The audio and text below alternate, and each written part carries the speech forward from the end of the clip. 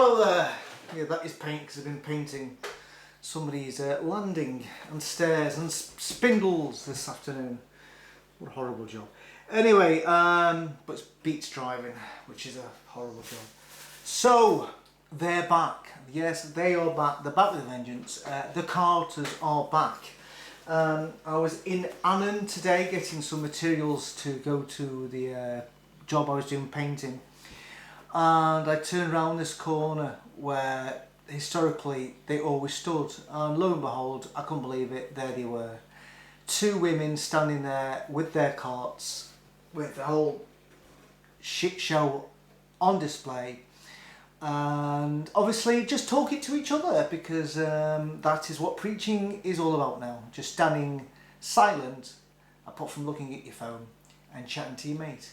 And that's what preaching is all about. That's what's going to save. That's what's going to save millions of people. That's right, billions of people in this world. That's the way the warning message is being given out now. That's how this life-saving work has been carried on out, by just standing there being silent. But anyway, they're back, and I so wanted to go and have a wee chat.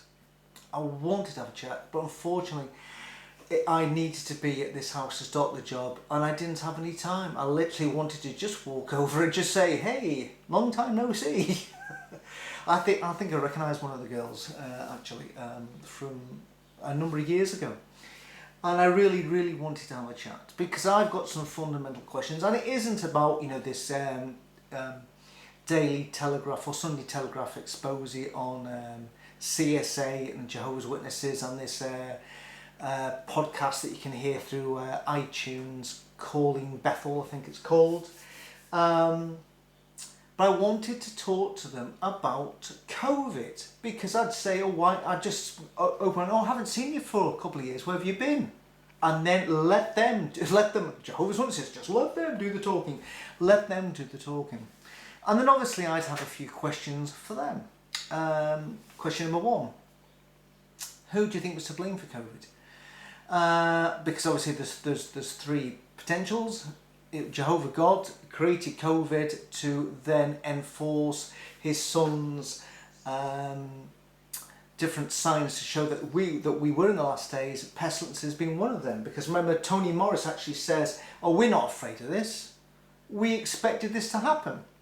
So, in other words, Jesus foretold it, so for the fulfillment to come true, did Jehovah God ensure that there was COVID-19 to just justify or reaffirm that we are in the last days to the Jehovah's Witnesses? If that's the case, is that Jehovah God deliberately put to death millions of people all over the world, and deliberately put to death 25,000 of his own chosen people.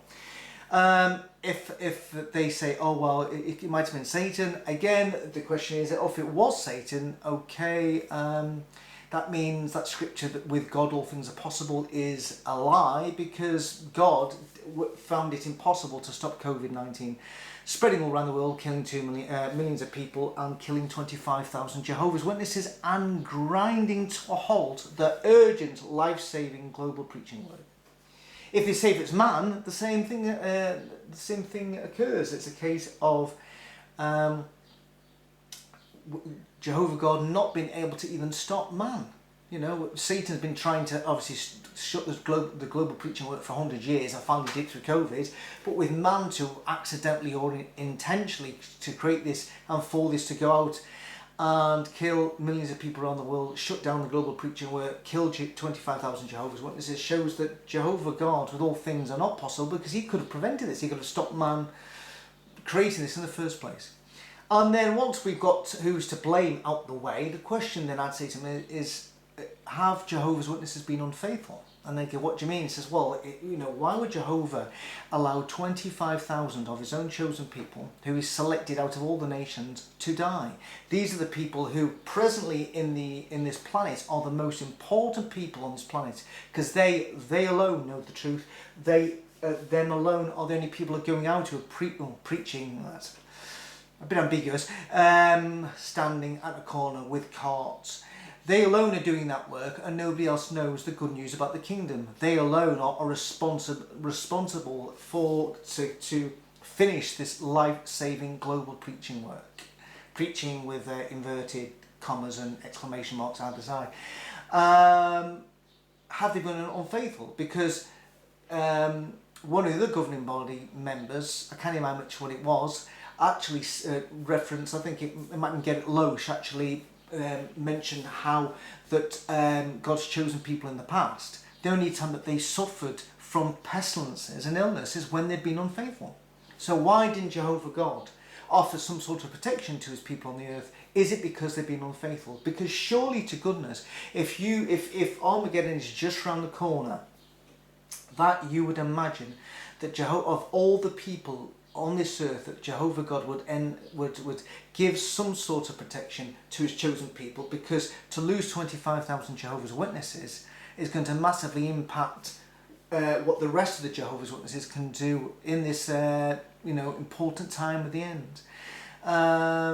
There's I want the answers to those questions. I'm not at the moment interested in CSA or or any job suggestions for work Shy Evans. I just want to know answers to those questions. Who do they think there was to blame for COVID, and do they think that Jehovah's Witnesses have been unfaithful and that's why Jehovah God allowed them to die in their thousands, and why did Jehovah God allow the global preaching work ground to a halt when allegedly it is absolutely an urgent work, and for 2 years it didn't happen, and obviously they forsook they stopped meeting at the meetings. Anyway, that's what I'd love to ask them. So I don't have the opportunity to do that yet, because it'll have to wait till another time that I bump into them. But now that they are back, now the Carters are back, I have the opportunity to approach them and to ask them these important questions. And the good thing is, depending where I am in the world, if I get to travel again or wherever I am, I can still ask the same questions to whichever group of Carters that I meet, because the questions will probably, I'm sure, differ, when you speak to different people. Because we know this. News is I'm still massively missing my son, horrendously, hopelessly missing my son, and this is going to be a daily struggle. It's a bit like a bereavement, to be honest with you, when I've got no idea when I'm going to see him again. A lot of things in the new house we moved to, he's more in the DNA of the house we moved to than our previous one that we lived in for 17 years. Because in this one, instead of being a young guy who couldn't help his dad do stuff, he actually helped me to do a lot of the work in this house, a lot of the work, especially in the garden. And his DNA is all over this house. He even picked the table and chairs he's found on Facebook for us, and also our L-shaped suite he found on Facebook for us. So he's all over this. So it's a difficult one, and it will remain to be difficult until I ever get to see him again, whenever that is. So it's a struggle, this one.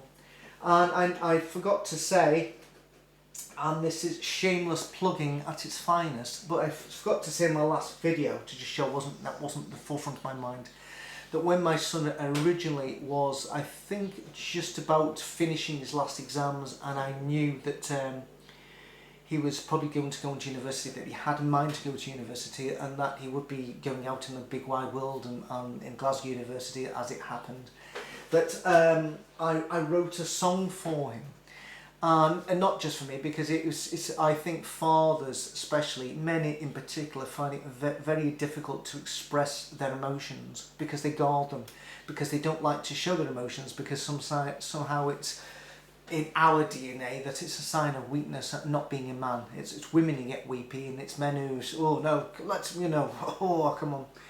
And yet men feel exactly the same things, but they have to try and hold them back, because for some reason we are brought up in a culture, in this country at least, to not show your emotions. And therefore I definitely never said to my son that I loved him enough. I demonstrated to him all the time that I showed that I loved him, but I very rarely actually said to him, I actually love you, son. So it's difficult. So the way I did this was I wrote a song called Great Love, and it was about him being born and our journey together, and the fact I said in the chorus that I'll always have his back, basically. It was, I can't actually mind the actual lyrics, but it was basically that I'll always be there. Yeah, I'll always be there.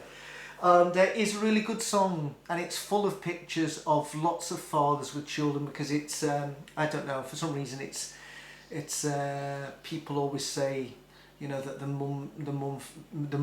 mother, it hits her harder, but it's hit me just as hard. I can't show it, unfortunately. But I feel, you know, very upset an awful lot of the time, and I have to be the supportive, strong one, even though I don't want to be. So anyway, I wrote this song called Great Love. So just if you're interested, I will put the song in the description, and it is a lovely, lovely song, and it's got lovely sentiments. And maybe one day my son will listen to it properly and understand what I was trying to say, as you do. Anyway, that's it. I will see you another time. I'm still going to do it. That video about the Tower of Babel, I'll do it sometime. I just literally haven't had any time. I've been really, really busy. Unlike some people, I'm not work shy and don't have time to arrange karaoke nights and meet and greet events. Oh dear. Anyway, see you later, whenever that may be. Bye bye.